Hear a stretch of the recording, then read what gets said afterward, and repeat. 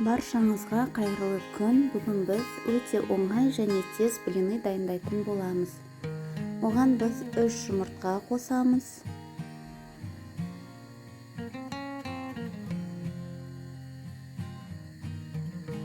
Әбден араластырып аламыз.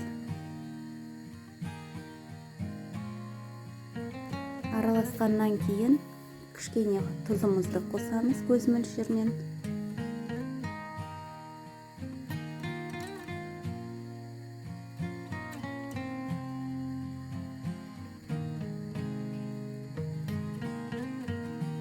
Енді 3 ас қасық қантымызды қосып аламыз.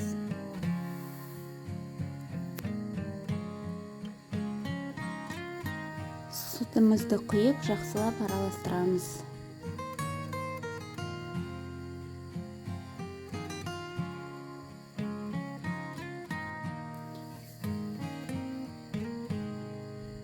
Одан кейін ұнымыздың жартысын салып, жақсылап араластырамыз. Ал енді ұнымыздың екінші жартысын салып, бірыңғай масса болғанша тағы да араластырамыз.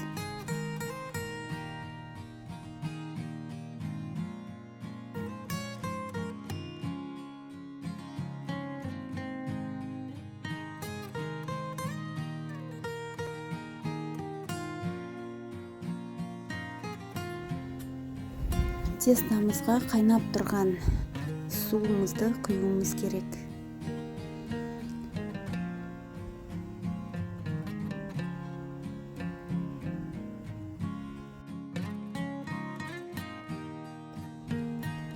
Енді 3 ас қасық сұйық майымызды құямыз.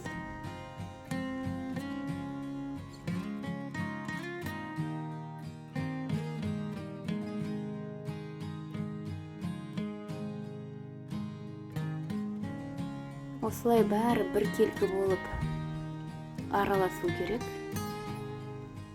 Ешқандай комоктар қалмау керек. Енді міне пісіруге дайын боламыз.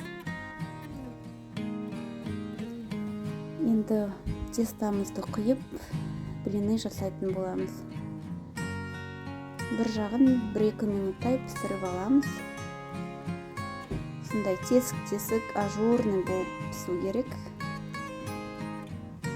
Күйіп кетпеу керек. Екінші жағына аударамыз да, тағы да 1-2 минут пісіріп аламыз.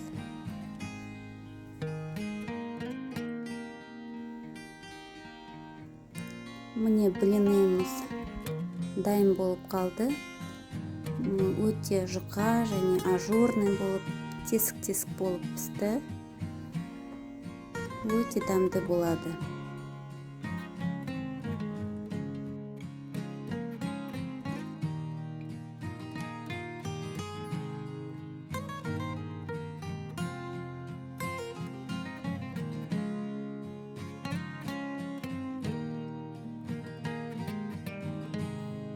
Міне осындай керемет дәмді блиніміз шықты. Егер ұнап жатса, лайк басып тіркеліп қойсаңыздар болады.